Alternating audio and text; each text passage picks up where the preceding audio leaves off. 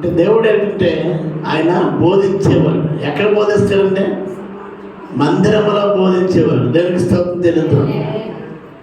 బాధ వల్ల బాధలు పోతాయా, బాధ పెరుగుతాయా? అందుకే బాధ అవసరం. బాధల వల్ల బాధలు పోతాయి, ఆరాధన వల్ల నెమ్మది పొందగలం.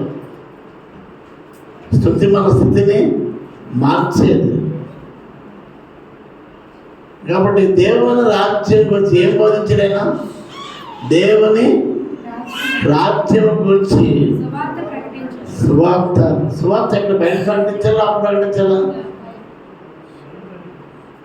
చెప్పండి. సువార్త బయట ప్రకటించాలా, అప్పుడు ప్రకటించాలా? కానీ ఇక్కడ యేసయ్య సమాజ మందిరంలో ప్రకటించాడు. ప్రకటించచ్చు. దేవునికి స్తోత్రం తెలియదు. అంటే సువార్త అంటే తెలుసుకోవాలి మన ముందు. మామూలు వార్తలు కాదు, శుభవార్త. దేవుని రాజ్యమును గురించిన శుభవార్త. దేవుని రాజ్యమును గురించి ఆయన బోధించారు. అందరూ ఆమె చెప్పండి. మొట్టమొదటిగా దేవుని మందిరంలో ఏం బోధించారంటే దేవుని రాజ్యం గురించి బోధించారు. దేవుని రాజ్యం ఈ లోక రాజ్యాల వంటివి కావు, ఈ లోక ప్రభుత్వాల వంటివి కావు అనే విషయాన్ని జ్ఞాపకం చేసుకోవాలి. కొన్ని ప్రభుత్వాలు కొంతకాలం ఉంటాయి, 5 years. కానీ దేవుని రాజ్యం స్థిరమైనది. ఆమె చెప్పండి. అందుకే పాడుతుంది, నా యేసు రాజ్యం అంతమైన రాజ్యం. దానికి స్తోత్రం. స్థిరమైన రాజ్యం. హల్లెలూయా. మార్కు సువార్త 1:15 ప్రభువైన యేసుక్రీస్తు మందిరములో ఏం బోధించారంటే దేవుని రాజ్యమును గురించినప్పుడు నా వెంబడి రండి, నేను మిమ్మల్ని మనుషులను పట్టు జాలరులుగా చేస్తుందని వారితో చెప్పాను. 15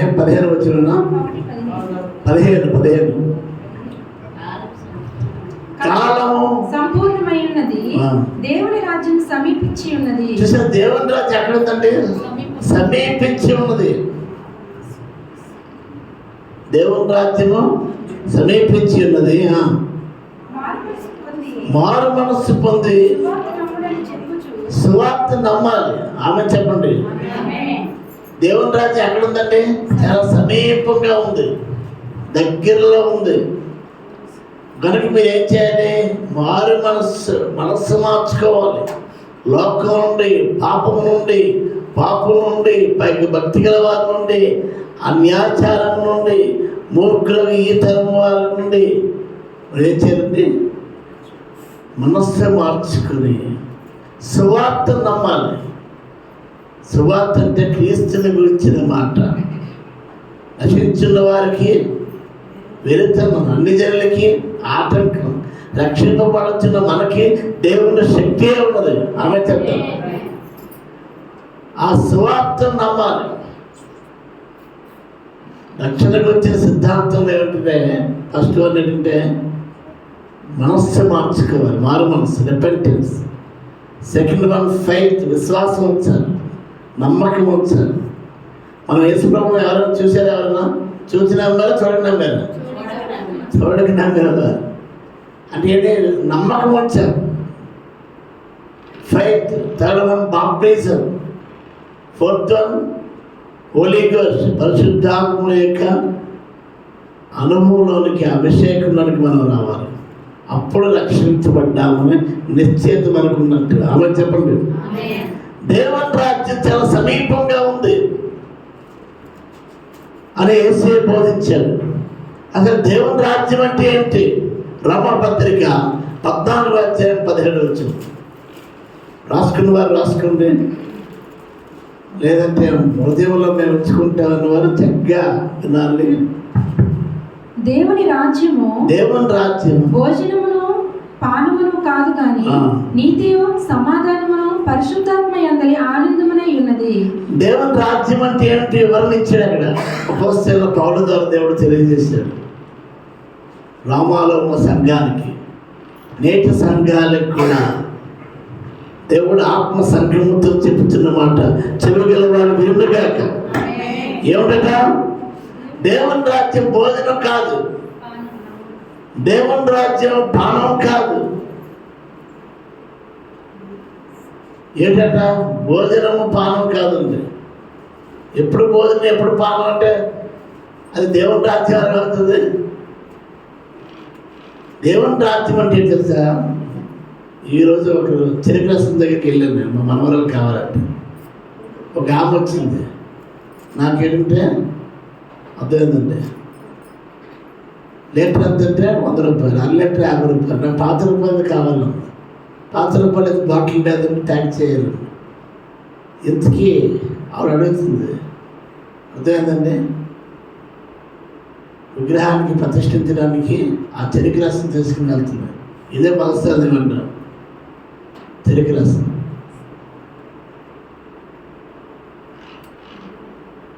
అది మనకు తేడా కాదు. దేనికంటే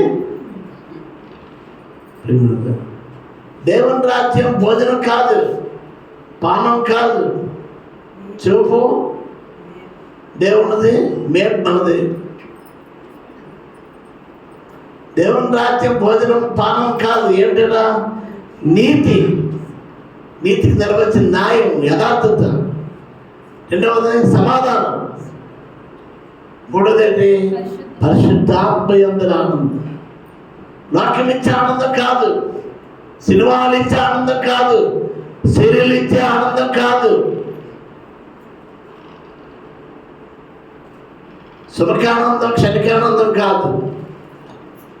పరిశుద్ధాత్మ యందు ఆనందమే ఉంది. లోకంలో అనేక ఆనందాలు ఉన్నాయి. ఎవరు ఆనందిస్తున్నారు? అది బైబిల్ చెప్తుంది, పరిశుద్ధాత్మ యందు ఆనందమే ఉందండి. ఆమె చెప్పండి. దేవుని రాజ్యం గురించి యేసు బోధించాడు. ఆయన రాజ్యం స్థిరమైన రాజ్యం, ఆయన రాజ్యం సమీపించి ఉంది. ఆయన రాజ్యం భోజనము పానము కాదు. ఏమిటి? నీతి, సమాధానం, పరిశుద్ధాత్మ యందు ఆనందమే ఉంది. ఎక్కడంటే విశ్వాసం హృదయంలో కట్టబడేది. దానికి స్తోత్రం. ఎక్కడ కట్టబడేదండి? హృదయంలో కట్టబడాలి. అది దేవుని రాజ్యం. అంటే హృదయాల్లో దోచుకునేది. అందరూ ఒకసారి దానికి స్తోత్రం తెలుద్దాం. దేవుని మీద ఉన్న ప్రేమ, దేవునిపై ఉన్న నమ్మకం, దేవునిపై ఉన్న త్యాగం. అదేంటంటే దేవుడిని ఏం చేయాలంటే, దేవుడు నా హృదయంలో ఉండాలి. దేవుని స్తోత్రం తెలుద్దాం. అలాగే సంఘంలో ఉన్న విశ్వాసుల హృదయాలు కూడా ఎలా ఉండాలంటే కట్టబడేదిగా ఉండాలి. దానికి స్తోత్రం. ఇశ్రాయేలును పోగొచ్చేవాడు, యెరూషలేమును కట్టువాడు, అందరూ గాయాలు కట్టువాడు. ఇవన్నీ కూడా ప్రభువు కుటుంబాలను కట్టువాడు, గృహాలను కట్టువాడు.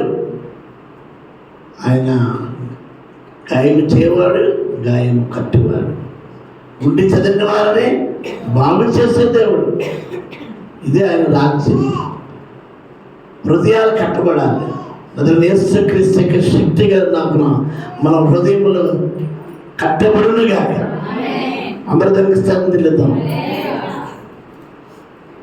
కనుక ఈ స్థలం ఉంది. యోధా పత్రిక ఒక మాట జ్ఞాపకం వస్తుంది. పరిశుద్ధాత్మ దేవుడు జ్ఞాపకం చేస్తున్నాడు. యోధా అధ్యాయం లేదు, ఒకే పత్రిక.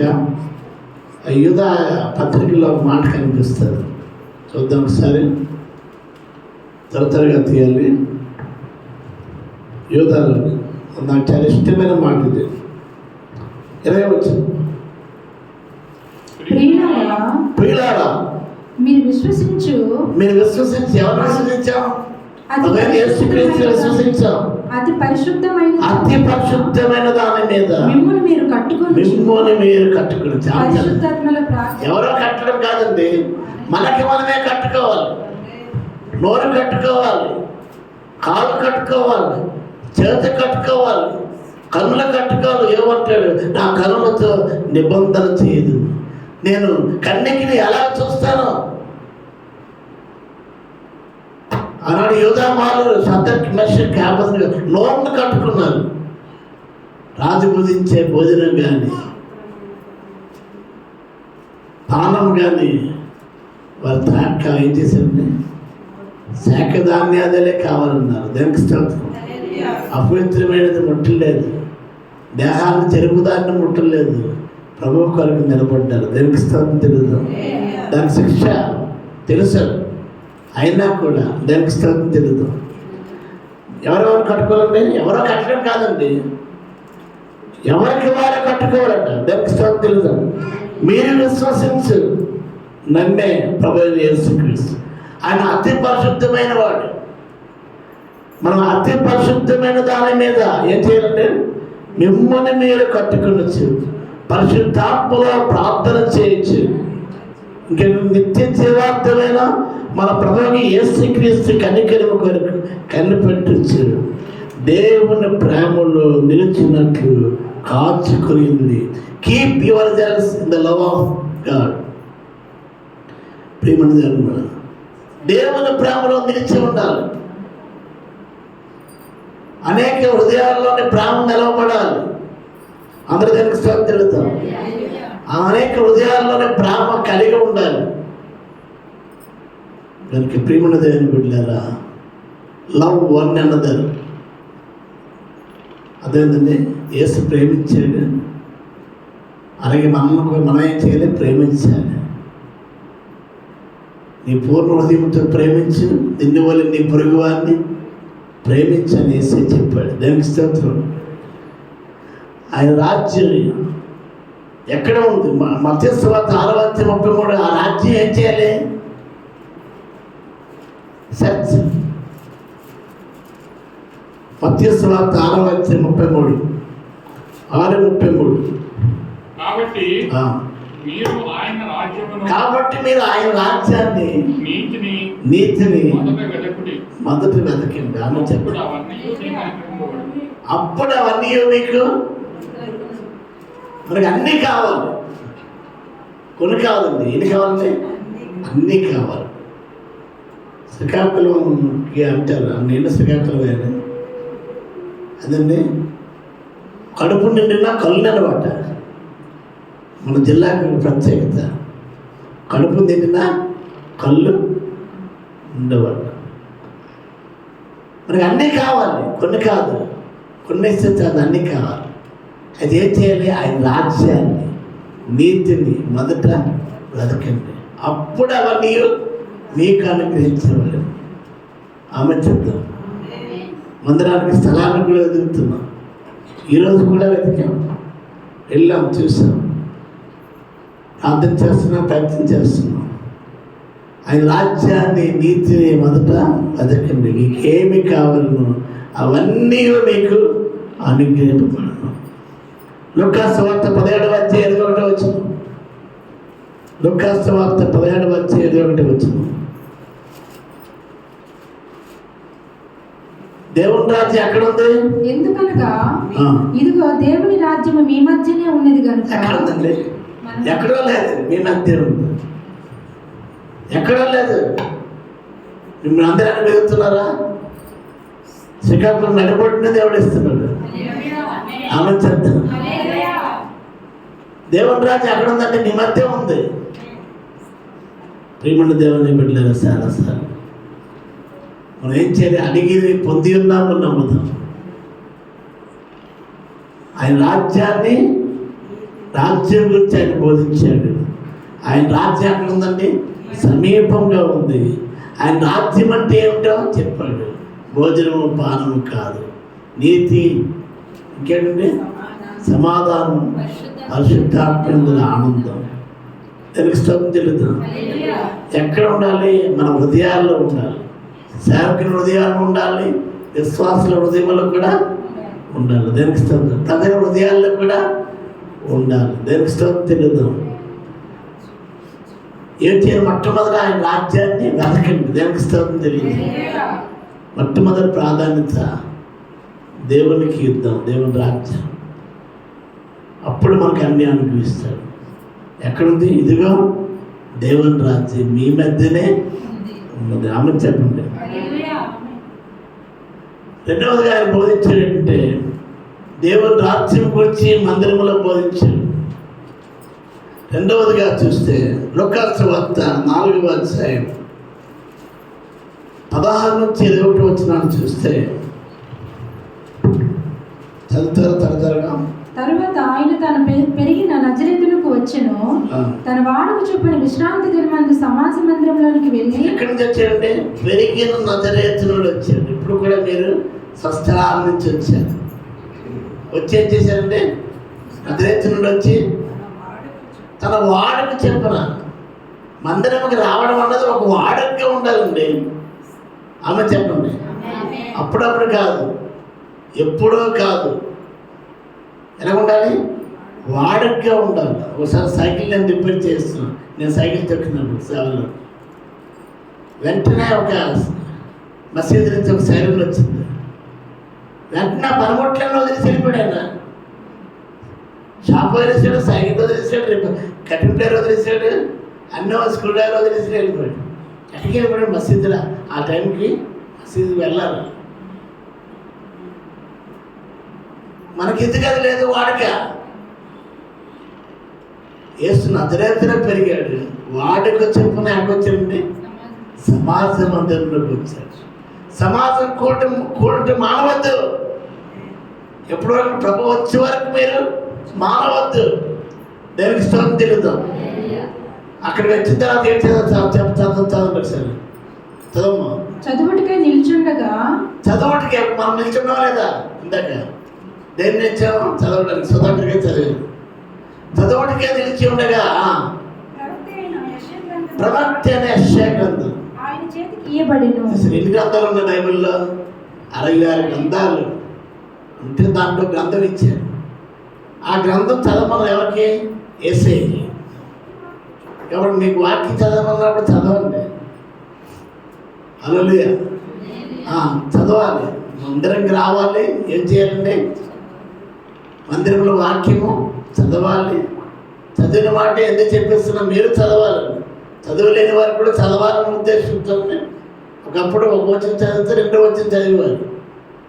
ఇప్పుడు ఎందుకు అంటే అందరికీ చదవాలని ఉద్దేశంతో చెప్పినదే మళ్ళా చదివిందే చెప్పిస్తున్నాం. వాక్యం చదువువాడు ధన్యుడు. దానికి స్తోత్రం. ప్రవక్త యెషయా గ్రంథం ఇచ్చారా? గ్రంథం మీద చెప్పాడండి. ఎక్కడుందండి? ప్రభు ఆత్మ నా మీద. ఎవరికి ప్రకటించాలి? పేదలకు సువార్త ప్రకటించాలి. ఆయన నన్ను అభిషేకించాడు. దేవుడు లేని వారు అందరూ కూడా పేదల కింద లెక్క. మనం అందరం దేవుడిని కలిగి ఉన్న కూడా ధనవంతులు. అంబానీ, ముఖేష్ కంటే మనం ధనవంతులు. ప్యాన్ల వారి కోణాల కంటే ధనవంతులు. దేవునికి స్తోత్రం తెలియదు. పేదలకు సువార్త ప్రకటించాలి. నన్ను అభిషేకించాను. చెరలో ఉన్న వారికి విడుదల, గుడ్డి వారికి చూపు కలుగునని ప్రకటించడానికి ప్రభు హితవస్త్రము అంటే విడుదల ప్రకటించడానికి ప్రభువు నన్ను పంపి ఉన్నాడు. హల్లెలూయా. కనుక యెషయా గ్రంథాన్ని అదేవిధంగా ప్రభు యేసుక్రీస్తు వారు చదివారు. బైబిల్లో సువార్తలు ఎన్ని ఉన్నాయి? బైబిల్లో సువార్తలు ఎన్ని ఉన్నాయి అంటే అంతే చూపించినట్టు చూసేది చెప్తారు. 4 అంటే మత్తయి, మార్కు, లూకా, యోహాను. 5వ సువార్త ఏంటి? యెషయా గ్రంథం. యెషయా గ్రంథంలో ఎన్ని అధ్యాయాలు ఉన్నాయి? 66 అధ్యాయాలు. బైబిల్లో ఎన్ని గ్రంథాలు ఉన్నాయి? 66 గ్రంథాలు. అవును చెప్పండి. బైబిల్ అంతా 66 గ్రంథాలు ఉంటే యెషయా గ్రంథంలో 66 అధ్యాయాలు ఉన్నాయి. దానికి స్తోత్రం. 4 సువార్తల్లో రాయబడిన విషయాలన్నీ కూడా యెషయా గ్రంథంలోనే ఉన్నాయి. క్రీస్తు పుట్టుక, క్రీస్తు మరణం, పరిశుద్ధాత్మను గురించి, 1000 ఏళ్ల పరిపాలన గురించి, ఆదరణ గురించి, అదేంటండి ఉగ్రత కొరకు, ఇవన్నీ కూడా కృప కొరకు. కింద మనం పాడిన ఆరాధనలో కృప కూడా ఎక్కడుందండి? యెషయా గ్రంథంలో. తెలుస్తుంది. దేవుడి మందిరంలో బోధించే విషయాలు ఏంటంటే, ఒకటి దేవుని రాజ్యం గురించి, నెంబర్ 2 యెషయా గ్రంథముల గురించి. మూడోదిగా చూస్తే యోహాను సువార్త 6వ అధ్యాయం 51వ వచనం, 6:51 తొందరగా చదివేస్తే ముగించేస్తాను. యోహాను సువార్త 6వ అధ్యాయం 51వ వచనం. పరలోకము నుండి దిగి వచ్చిన జీవాహారము నేనే. ఈ మూడవ యేసు ప్రభు మందిరంలో బోధించే ఒకటి దేవుని రాజ్యం, 2 యెషయా గ్రంథం. మూడవది ఏంటంటే జీవాహారం గురించి ఆయన బోధించాడు. దేవుని స్తోత్రం. ఆహారం గురించి కాదండి. యేసు ప్రభు బాధమైన ఆకలే మర్చిపోయారు. వాళ్ళ మార్గ మధ్యలో సమస్యలు పోతారేమనేసి ఏం చేశారంటే భోజనం పెట్టమంటే లెక్కలేసుకున్నారు. మనం ఆకలి వస్తుందంటే జనాభా లెక్కడతారు. లెక్కలు వేసుకుంటే ఒక చిన్న పిల్లడు వచ్చాడు. ఎవరు? మా సాయిలీల గారు మనవడు. నా దగ్గర 5 రొట్టెలు ఉన్నాయా? 5 రొట్టెలు 2 చేపలు ఉన్నాయి. పుట్టాడా, నీకు ఎంత సరిపోతాయి అంటే, యేసు ప్రభు వాళ్ళు నానే ఉండి తీసుకున్నాను. యేసు ప్రభు కృతజ్ఞతాస్తుతి తెలియదు దాన్ని విరిచి వడ్డించండి అన్నాడు. దేనికి స్తోత్రం. అప్పుడు ఎంతమంది కంటే 5,000 మంది పురుషులు అంటే 5,000 మంది స్త్రీలు వేసుకుంటే 5,000 మంది పిల్లలు ఒక్కొక్కరికి 15,000 మంది వడ్డించగా ఎన్ని గంపలు మిగిలాయి? ఓహో అదేమన్నారండి? ఓహో ఆహో అన్నారు. బాగుంది, ఇది బాగుంది. యేసు ప్రభు దగ్గరికి వస్తే మనకి తిండి గడిచిపోతుంది. అదేనండి. అది ప్రియమైన దేవుని బిడ్డలారా. నిన్న పాస్టర్ గారు అన్నారు మీటింగ్లో, అవ్వ కావాలి, బువ్వ కావాలి. ఎప్పుడన్నా అంటే వాక్యం అయిపోతుంది, ఏం కావాలంటే బువ్వ కావాలి. అది ప్రియమైన దేవుని బిడ్డలారా. బైబిల్ చెప్తుంది, యేసు ప్రభు చెప్పాడు. ఒకసారి ప్రభు అయిన యేసుక్రీస్తు ఆయన రక్షణ గురించి బోధించడానికి ఏం చేశాడంటే, ముందుగా 40 దినాలు ఉపవాసం ఉన్నప్పుడు, ఉపవాసంలో వస్తున్నప్పుడు సాతాను శోధించినప్పుడు, ఇగో రాళ్ళు ఉన్నాయి కదా, నువ్వు దైవ కుమారుడు కదా, రొట్టెలు చేసుకొని తినంటే అప్పుడు యేసు ప్రభు చెప్పాడు, అదే మనుష్యుడు రొట్టె వల్ల మాత్రం కాదు, దేవుడు మాట వల్ల చేస్తాడు. Man shall not live by bread alone. కాబట్టి మాట వలన బతుకుతారండి. అందరూ ఆమె చెప్పండి. రొట్టె వల్ల బతకడం కాదు, మాట వల్ల బతుకుతారండి. అపవాదనైనా గద్దించడం తెలియజేశాడు. దానికి స్తోత్రం. యేసు ప్రభు చెప్పింది శారీరకమైన ఆహారం కోసం కాదు. మూడోది ఏంటంటే జీవాహారం నేనే. హల్లెలూయా. I am the live bread. జీవాహారము నేనే. కాబట్టి ప్రియమైన దేవుని బిడ్డలారా, యేసు ప్రభు చెప్పి నేనే మార్గం, నేనే సత్యం, నేనే జీవం, నేనే పునరుత్థానం, నేనే జీవం, నేనే జీవాహారం చెప్పిన ఒకే ఒక వ్యక్తి అంటే యేసుక్రీస్తు. అందరూ తప్పుడు దేవుని నామమున. శరీరానికి ఆహారం కాదు, కానీ ఆత్మ కూడా ఆహారం కావాలి. ఆహారం లేకపోతే ఎండిపోతారు, వాడిపోతారు. అందుకే సహవాసం ఉండాలి. మంగళవారం స్థిరకొట్టవాన్ని, అదేంటంటే శుక్రవారం ఉపవాస కోడికని, ఆదివారం ఆరాధనని, మధ్యలో గృహ కోడికని ఎందుకు ఏర్పాటు చేస్తుంటే సహవాస లోపం. సహవాస లోపం అయితే ఎండిపోతాం. కనుక ప్రియమైన దేవుని బిడ్డలు, ఒకసారి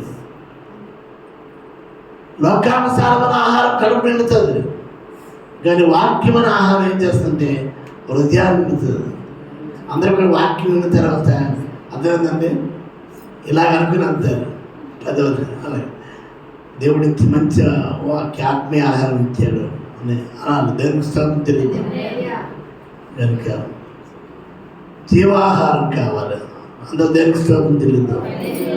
నాలుగవదిగా చూస్తే యోహాను సువార్త 7వ అధ్యాయం 28-29 వచనం చూస్తే, యేసు దేవాలయంలో బోధించు, మీరు నన్ను ఎరుగుదురు, నేనెక్కడ వాడినో ఎరుగుదురు, అసలు ఏసంటే నాకు తెలుసు, చాలా మందికి ఏసంటే తెలుసు.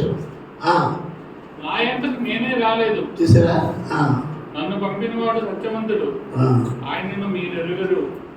ఆయన ఎక్కడి నుంచి వచ్చాడో చెప్పాడండి. దేనికి స్థలం తెలియదు. ఆయన ఎక్కడి నుంచి వచ్చాడండి?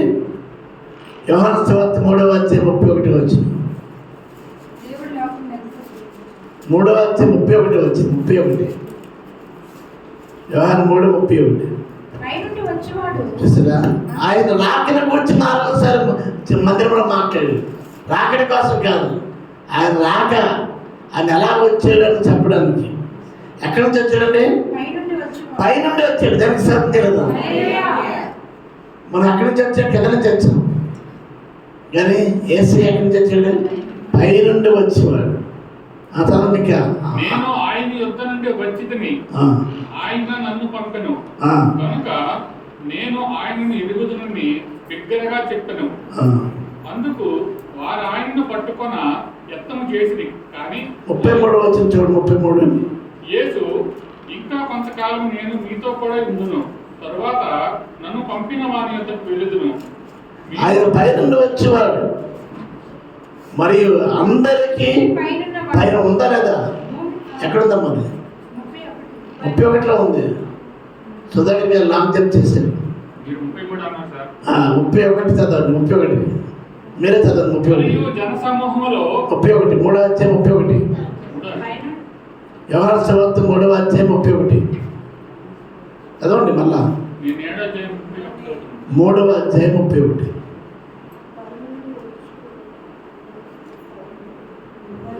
యోహాను సువార్త చదివారందాక 3:31 వచ్చేవాడు అందరికీ పైనున్నవాడు. ఏసీ ఎక్కడి నుంచి వచ్చాడండి? పైనుండి వచ్చాడు. అందరికీ పైన ఉన్నవాడు. తప్పులు పడతారు అన్నాను. ఆయన ఎక్కడి నుంచి వచ్చాడండి? పైనుండి వచ్చాడు. అందరికీ పైన ఉన్నవాడు. ఆమె చెప్పండి. కాబట్టి ఆయన రాకని గురించి చెప్పాడండి. దేనికి స్తోత్రం చెల్లిద్దాం. 5వదిగా చివరిగా యోహాను సువార్త 6:40 యోహాను సువార్త 6:40 కుమారుని చూచి ఆయన యందు విశ్వాసముంచు ప్రతివాడును నిత్యజీవం పొందుటయే నా తండ్రి చిత్తము. తండ్రి చిత్తం గురించి మాట్లాడాడు. దేనికి స్తోత్రం. ఏంటి తండ్రి చిత్తం? మా తాతగారు మా స్కూల్లో జాయిన్ చేసినప్పుడు ఎక్కువగా వచ్చించే మాట్లాడే చిత్తం అనేవారు. హెడ్ మాస్టర్ గారి దగ్గరికి వెళ్ళినా, మళ్ళీ వచ్చిన పాస్టర్ గారి దగ్గరికి వెళ్ళి వచ్చిన ఎక్కువ మాట్లాడే చిత్తం. ఆ మాస్టర్ గారు పెట్టేశారు. హెడ్ మాస్టర్ గారు మా తాతగారు అమ్మాల నాన్నగారు చిత్తం వచ్చారండి. ఎవరు వచ్చారు? చిత్తం. చిత్తం అంటే అర్థం అంటే ఇష్టం. చిత్తం అంటే ఇష్టం. తండ్రి చిత్తం గురించి చెప్పాడండి.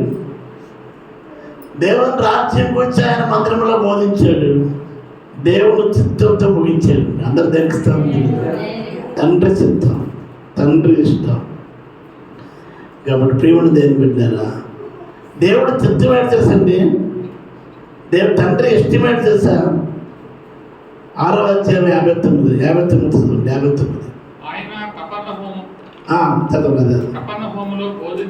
యేసుక్రీస్తు కపెర్నహూములో బోధిస్తూ ఏ మందిరం అండి? సమాజ మందిరం. ఇప్పుడు మన సంఘం అంటున్నాం. సమాజ మందిరం. సమాజ మందిరంలో బోధించి ఆయన శిష్యులలో అనేకులు ఈ మాట విని, ఇది కఠినమైన మాట, ఇది ఎవడు వినగలరని చెప్పుకునేది. యేసు తన శిష్యులు అంటే కపెర్నహూములో ఆయన సమాజ మందిరంలో బోధించాడని చెప్పడానికి మీకు చదివించాను. అసలు తండ్రి చిత్తం అంటే ఏంటి తెలుసా?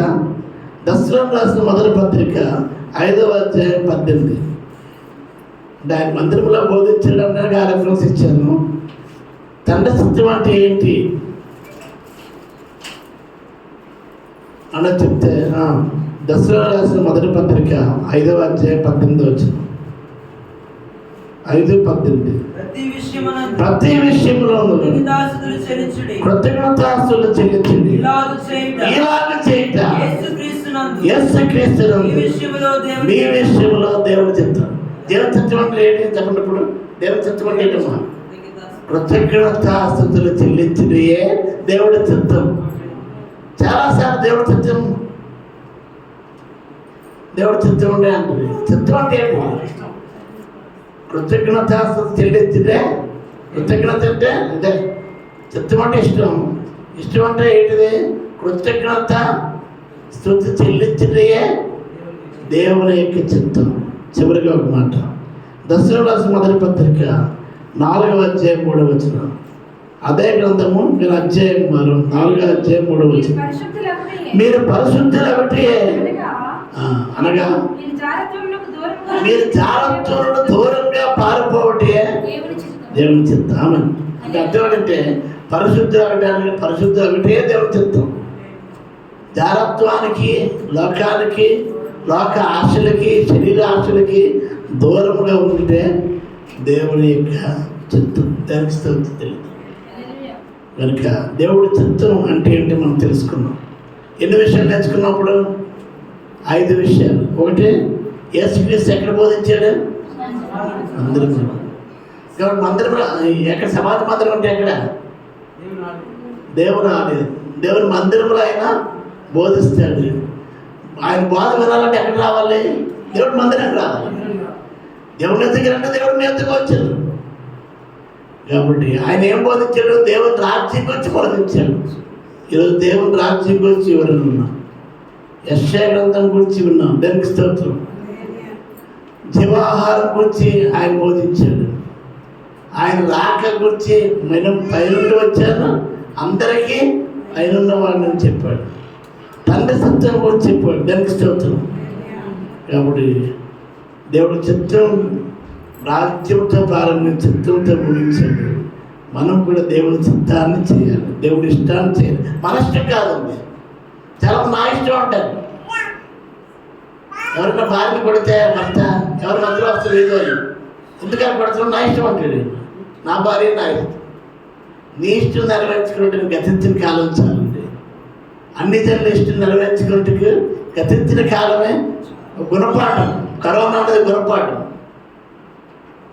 అర్థమైందండి? భార్య దగ్గరికి వెళ్ళాక, భర్త దగ్గరికి వెళ్ళాక, పిల్లలు వెళ్ళాక అర్థమైందండి. ప్రొక్లైన్తో గొయ్యలు తీసి పడేశారు, కుక్కల్లాగా పడేశారు. అంత ఉన్నతమైన జీవితాన్ని జీవించిన వారు. ప్రియమైన దేవుని బిడ్డలు ఒకసారి ఆలోచించారు. దేవుడు మందిరానికి మనం వెళ్ళాలి. దేవుడు మందిరంలో దేవుడు బోధించేవాడు. ఆ బోధకి మనం చెవేగుదాం. దేవుడి చిత్తాన్ని నెరవేరుద్దాం. కృతజ్ఞత కలిగి ఉందాం. పరిశుద్ధులుగా ఉందాం. దేవుడికి స్తోత్రం తెలుద్దాం. ఆ విధంగా దేవుడు మనల్ని సిద్ధపరచును గాక. దేవుని రాజ్యంకి సిద్ధపరచును గాక.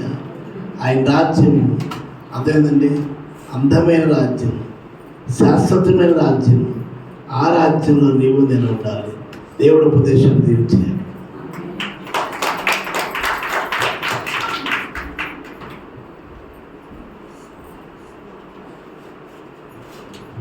అద్భుతమైన వర్తమానం అందించిన దైవ సేవకులకి దేవుని చిత్తం అంటే ఏంటో మనం తెలుసుకోవడానికి దేవుడు కృప చూపించాడు. హల్లెలూయా. చప్పులు కొడతామని తెలియజేద్దాం. కొన్ని ప్రకటనలు తెలియజేస్తున్నా. 24, 25, 26 3 దినాలు చిల్డ్రన్ క్యాంప్ లూథరన్ చర్చ్ వారు నిర్వహిస్తున్నారు. సంఘం నుంచి వీళ్ళని ఆహ్వానిస్తున్నారు కనుక పిల్లల్ని ఈ నెలలోనే 24, 25, 26 3 దినాలు గ్రూప్లో కూడా పెట్టడం జరిగింది. తప్పకుండా పాల్పొందవలసిందిగా మనం చేస్తాం. టీచర్స్ కూడా మన టీచర్స్ కూడా అందులో ఉన్నారు కనుక తప్పనిసరిగా మీ పిల్లల్ని పంపించండి. అదేవిధంగా వచ్చే ఆదివారం, చివరి ఆదివారం ఇదే స్థలంలో మనము కోరుకుంటాం. శుక్రవారం సాయంత్రం ఇదే స్థలంలో సాయంత్రం 6 గంటలకు ఉపవాస ప్రార్థన. ఆదివారం ఉదయం 10 గంటలకు 6 గంటలకే మన సెయింట్ పాల్ స్కూల్ ఆడిటోరియంలో ప్రార్థన ఉంటుంది. ఉదయకాలం రాగలిగిన వారు అందరూ ఉదయం వచ్చి దేవుని మహిమపరచండి. ఉదయం మిస్ అయిన వారు సాయంత్రం తప్పకుండా వచ్చి దేవుని స్తుతించండి. అదేవిధంగా వచ్చే నెలలో, అదేవిధంగా మరియు జూన్ నెలలో కూడా మన చర్చ్ స్థలం నిమిత్తం కూడా మనం అందరం ప్రార్థనాపూర్వకంగా ముందడుగు వేద్దాం. దేవుని ప్రణాళిక చొప్పున అందరం లేచి నిలబడినట్లయితే, మీ కానుకలు సమర్పించినట్లయితే చివరిగా మన మధ్య నుంచి విజయరాజు గారు ప్రార్థన చేస్తారు. దైవ సేవకుల ఆశీర్వాదంతో ముగించుకుందాం. చెప్పబడిన వాక్యం నిమిత్తము, అర్పింపబడిన కానుకల నిమిత్తము ముందుకు వచ్చి ప్రార్థన చేస్తారు. మేము ఈ కానుకలు సమర్పించి మేము స్థానాల్లో లేచి ఉంటుండగా మనము చివరి ప్రార్థన ఆశీర్వాదంతో ముగించుకుందాం. దేవుని చిత్తం అంటే మనకు నచ్చింది కదా, ఆయనకి ఇష్టమైనది మనం చేయడం అని ఈరోజు విని ఉన్నాం కదా. అదేవిధంగా అర్పింపబడిన కానుకలు దేవుని సేవార్థమే దేవుడు వాడుకునేలాగా ప్రార్థన చేస్తుండగా అందరం ఏకీవిద్దాం. ప్రార్థన చేసుకుందాం.